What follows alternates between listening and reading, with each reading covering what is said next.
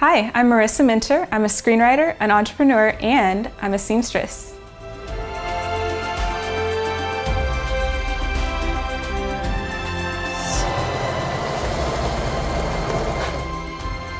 Here we go. All done.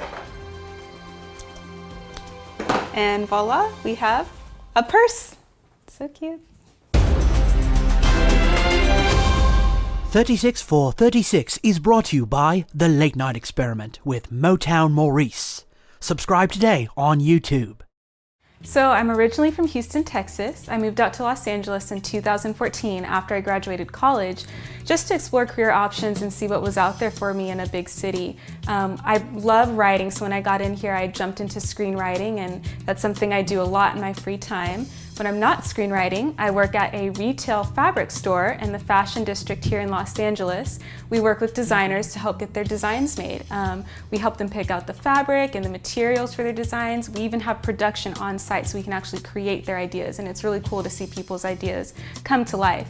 Another cool thing is that we get to work with celebrities sometimes, and we've even worked with the show Project Runway Junior on Lifetime, helping some of the kids get materials for the designs, which you may have seen on the show.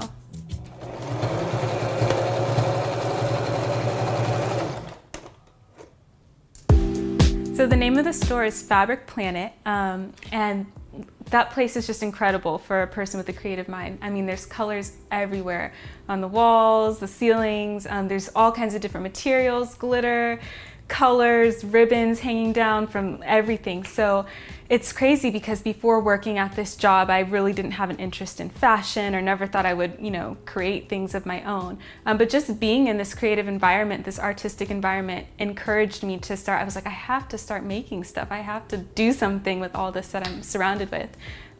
So shortly after working there, I took a sewing class. We have a sewing instructor on site, and I took a beginner level class from her. She showed me how to thread a machine, just do the basics, and I really enjoyed it. It's funny because the first thing I made was a pillowcase, and I accidentally sewed it wrong. I sewed the pieces the wrong way, and it's kind of frustrating. I had to take it apart and start over, but I didn't let that get me down. I kept moving forward from there. I've made several pillowcases since, little makeup bags, all kinds of little things. I also, after the class, just started watching YouTube videos and just teaching myself.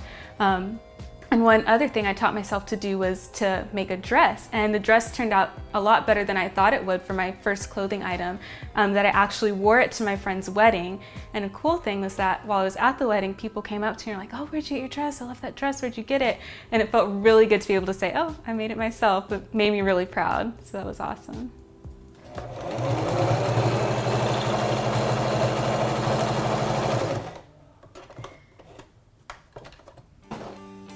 Funny because I never thought sewing is something I would do in my free time.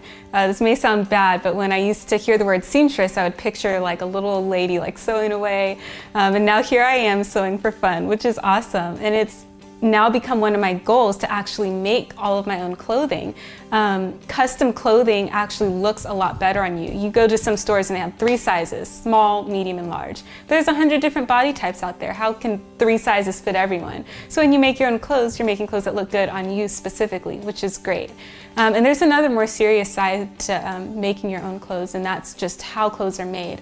A lot of big clothing companies in the fashion industry, they make their clothes cheaply. So you wear them a couple times, they start to fall apart, and then this clothing all ends up in landfills, which is awful for the environment. When you make your own clothes, you can make them good quality, make them well so they last, and you wear them for years and years. There's also too who these clothings are made by. A lot of companies outsource to countries where children are making the clothes who aren't being paid a fair wage, adults who are living below the poverty line. And working at Fabric Planet has really opened my eyes to just how clothing is made, where clothing is made, and made me a lot more conscious of that. It's nice to be able to make my own clothes and know, hey, this was made by me, not by some, poor child who knows isn't eating well, eating right. So that's been incredible for me to learn. So sewing is great. I love making my own clothes, and screenwriting is still my #1 passion. It's what I'm out here to do here in LA, but who knows, maybe I'll make clothes for a feature film someday, which would be awesome. In the meantime, though, you can check out some of the things I've sewn on my website. It's an Etsy page, Haven and Heart, so check it out.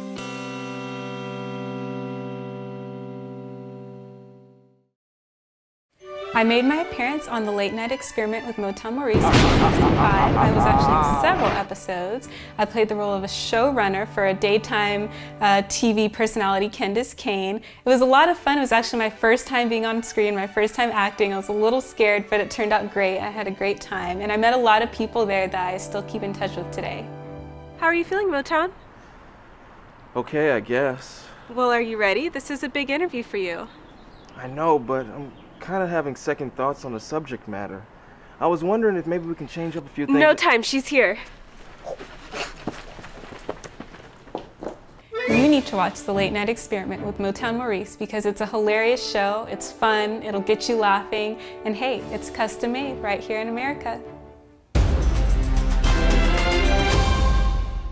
In the landscape of late night, there's Motown Maurice, fighting to claim his hosting destiny.